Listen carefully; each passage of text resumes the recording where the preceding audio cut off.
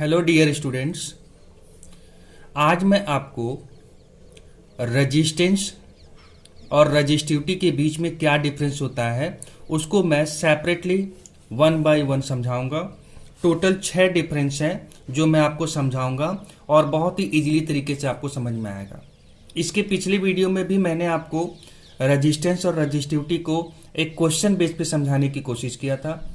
आप उसे भी जरूर देखिए, आपको पूरा कॉन्सेप्ट क्लियर हो जाएगा। सबसे पहले यहाँ पर रेजिस्टेंस का फर्स्ट डिफरेंस आप देखते हैं। रेजिस्टेंस और रेजिस्टिविटी में पहला डिफरेंस क्या होता है, आ जाइए हम उसको देखते हैं। रेजिस्टेंस में बोल रहा है it is the total opposition of an object to current flow. कहने का मतलब क्या है दोस्तों, इसको समझिए एक डायग्राम से। मान लीजिए एक कंडक्टर है, कंडक्टर मतलब वायर है, ठीक है। अब मान लीजिए ये जो है अपना एक क्रॉस सेक्शन एरिया रखता होगा, ठीक है। एक वायर मैंने लिया, उसका अपना एक cross section area, cross section area मतलब कितना मोटा है। अब यहां पर सपोज दैट मैं यहां पर इनको कनेक्ट कर देता हूं। ये जो वायर है इसमें लोड लगा हुआ, सब कुछ कनेक्टेड है। मैं क्या कर रहा हूं, इसे बैटरी से कनेक्ट कर दे रहा हूं, ठीक है, प्लस और माइनस। तो बोला यह जाता है माइनस की तरफ से क्या होता है, इलेक्ट्रॉन फ्लो होता है, ठीक है। तो ये जब इलेक्ट्रॉन्स एक पर्टिकुलर डायरेक्शन में फ्लो होते हैं, एक पर्टिकुलर डायरेक्शन में जब फ्लो होते हैं तो इनका अपोज होता है, मतलब इनके फ्लो होने से, आगे बढ़ने से रोका जाता है। ऐसा नेचर होता है मटेरियल का। और कुछ सिचुएशंस होते हैं जिनके बेसिस पर इनकी रुकावटें बढ़ती या घटती हैं, ठीक है। तो जब ये इलेक्ट्रॉन आगे बढ़ने से रुकता है तो उसी बेस पर हम बोलते हैं कि जब इलेक्ट्रॉन फ्लो का अपोजिशन होता है तो इसका मतलब हम बोल सकते हैं जितना कम इलेक्ट्रॉन फ्लो होगा, मतलब हम बोलेंगे जितना ज्यादा इलेक्ट्रॉन फ्लो का अपोजिशन होगा उसके अपोजिट में प्लस साइड से कौन फ्लो हो रहा है, करंट। तो करंट भी उतना ही कम फ्लो होगा। समझ में आ रहा है, मतलब जितना ज्यादा अपोजिशन इलेक्ट्रॉन का उतना ज्यादा फ्लो ऑफ अपोजिशन किसका होगा, करंट का होगा। तो ये करंट फ्लो का अपोजिशन जो होता है, या यूं कह लीजिए इलेक्ट्रॉन फ्लो का जो अपोजिशन होता है, रुकावट होता है फ्लो आने से आगे में, उसी को हम क्या कहते हैं, रेजिस्टेंस कहते हैं। वही चीज यहां पर लिखा हुआ है कि total opposition of an object to current flow. अब रेजिस्टिविटी क्या होता है, it is the amount of resistance offered पर cubic metre of an object. इस चीज को समझिए। एक्चुअली ये जो वायर है, ठीक है, इसका अपना एक कोई ना कोई फिक्स एरिया होगा, ठीक है, जिसको पर क्यूबिक मीटर बोल रहा है, ठीक है। तो मैं मान करके चलता हूं कि पर्टिकुलर एक सिचुएशंस में, एक पर्टिकुलर कंडीशन में जो एरिया है वो 1 क्यूबिक मीटर का है, ठीक है। लेंथ ब्रेथ और हाइट, लेंथ ब्रेथ और हाइट, ये पर्टिकुलर एरिया, एक पर्टिकुलर एरिया, और इस एरिया को मान लेते हैं 1 क्यूबिक क्या है, मीटर है। इस पर्टिकुलर एरिया से कितना इलेक्ट्रॉन फ्लो का अपोजिशन हो रहा है या कितने करंट के फ्लो का अपोजिशन हो रहा है, उसी को हम कहते हैं क्या, रजिस्टिविटी। मतलब रेजिस्टेंस ओवरऑल के लिए है और रजिस्टिविटी एक पर्टिकुलर एरिया पर क्यूबिक मीटर एरिया में कितना करंट फ्लो का अपोजिशन हो रहा है या इलेक्ट्रॉन फ्लो का अपोजिशन हो रहा है, उसी को हम क्या कहते हैं, रजिस्टिविटी कहते हैं। अब करंट फ्लो या इलेक्ट्रॉन फ्लो का अपोजिशन मतलब रेजिस्टेंस होता है। तो यही रेजिस्टेंस जब एक पर क्यूबिक एरिया मतलब पर क्यूबिक मीटर में जब होता है तो उसी को हम क्या कहते हैं, रेजिस्टिविटी कहते हैं, ठीक है दोस्तों। आगे देखते हैं। रेजिस्टेंस का जो एसआई यूनिट होता है वो ओम होता है, OHM, ओम, और जिसे हम लोग इस तरह से साइन बेस पर, सिंबल बेस पर रिप्रेजेंट करते हैं। इसका एसआई यूनिट क्या होता है, रेजिस्टिविटी का ओम मीटर होता है, ओम मीटर होता है, जिसको मैंने सिंबल बेस पे दिखा दिया है। सिंबल रेजिस्टेंस का आर होता है, कैपिटल आर होता है, जबकि रेजिस्टिविटी का सिंबल रो होता है। इसको हम क्या पढ़ते हैं, रो पढ़ते हैं। पी जैसा होता है, हल्का सा ऐसे घुमा दीजिएगा, ठीक है। फॉर्मूले की अगर हम बात करें तो फॉर्मूले में रेजिस्टेंस का जो फॉर्मूला होता है ओम्स लॉ के according V is equal to क्या होता है, I इंटू R होता है। तो अगर R इज इक्वल टू लिखना हो तो क्या होगा, V अपॉन I हो जाएगा, ठीक है। तो एक फॉर्मूला यही हो गया रेजिस्टेंस का, V upon I। Second formula, आप इस फॉर्मूले पर रेजिस्टिविटी बेस पर होता है rho is equal to R A upon L। यही होता है।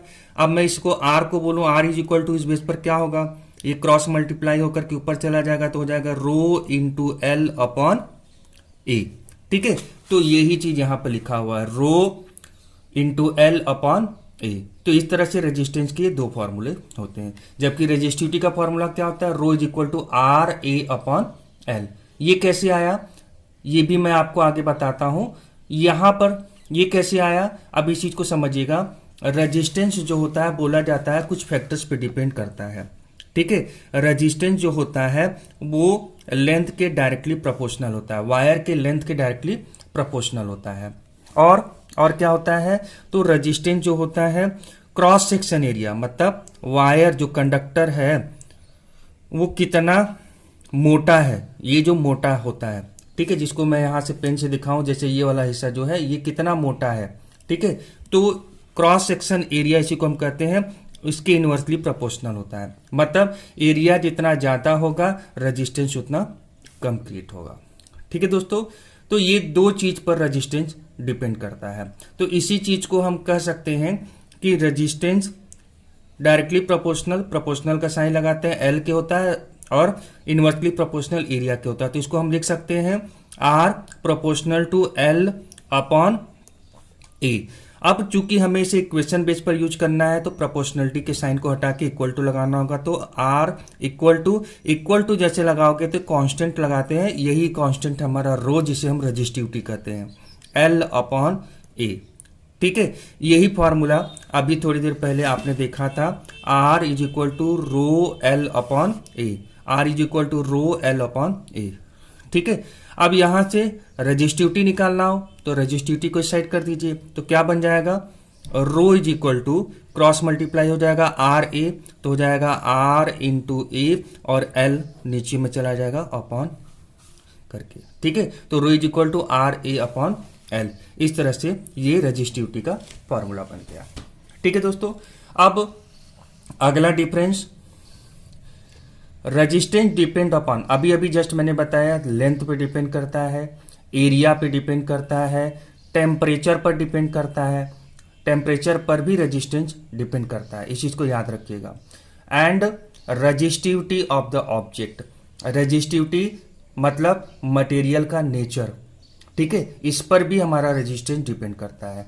जबकि रेजिस्टिविटी सिर्फ दो चीजों पे डिपेंड करता है, मटेरियल का नेचर क्या है और टेम्परेचर क्या है, इन दोनों चीजों पर रेजिस्टिविटी डिपेंड करता है। इनका लेंथ से, एरिया से रेजिस्टिविटी का कोई लेना देना नहीं होता है। जबकि रेजिस्टेंस में लेंथ चेंज करेंगे, एरिया चेंज करेंगे, या यूं कह लीजिए शेप चेंज करेंगे तो रेजिस्टेंस पर इफेक्ट पड़ेगा। जबकि रेजिस्टिविटी पर इन एरिया के चेंज होने से, लेंथ चेंज होने से, शेप चेंज होने से कोई लेना देना नहीं होता है। ठीक है, इस पर कोई असर नहीं पड़ेगा। अगला डिफरेंस है जो लास्ट है कि हम रेजिस्टेंस को इलेक्ट्रिकल फ्रिक्शन भी कहते हैं। फ्रिक्शन क्यों कहते हैं, क्योंकि अभी मैंने आपको डायग्राम में बताया था कि ये आगे बढ़ने से रोकता है, और फ्रिक्शन का मतलब ये होता है कि कोई ऑब्जेक्ट आगे की तरफ मूव कर रहा है और उसके अपोजिशन में कोई चीज अगर क्या करता हो, कोई चीज आगे की तरफ मूव कर रहा है और जिस सरफेस पर कर रहा है वो सरफेस उसको आगे बढ़ने से उसको अपोज कर रहा है, अपोजिट डायरेक्शन में फोर्स लगा रहा है, उसी को हम फ्रिक्शन करते हैं। और यहां पर भी सेम चीज हो रहा है, इलेक्ट्रॉन आगे बढ़ रहा है और कोई चीज है जो उसे आगे बढ़ने से अपोज कर रहा है, तो इसीलिए हम लोग इसको इलेक्ट्रिकल फ्रिक्शन के नाम से भी जानते हैं। जबकि रेजिस्टिविटी जो होता है उसे हम स्पेसिफिक रेजिस्टेंस कहते हैं, स्पेसिफिक रेजिस्टेंस कहते हैं। क्यों स्पेसिफिक रेजिस्टेंस कहते हैं, क्योंकि ये पर्टिकुलर मटेरियल के नेचर पे डिपेंड करता है, और साथ में ये रेजिस्टेंस तो बताता है लेकिन एक पर्टिकुलर एरिया की कंडीशन में बताता है, जिसको मैंने अभी बताया था पर क्यूबिक मीटर में कितना रेजिस्टेंस क्रिएट हो रहा है। इसीलिए हम बोलते हैं कि ये क्या है, स्पेसिफिक रेजिस्टेंस है। कौन, रेजिस्टिविटी। तो आई होप सो कि आपको ये समझ में आ चुका होगा कि रेजिस्टेंस और रेजिस्टिविटी में क्या बेसिक डिफरेंस होता है। अगर आपको समझ में आया तो आप हमारी वीडियो को लाइक करें, ज़्यादा से ज़्यादा लोगों को शेयर करें, ज़्यादा से ज़्यादा लोगों को शेयर करें, और हमारे चैनल को सब्सक्राइब जरूर करें। Thank you so much for watching this video.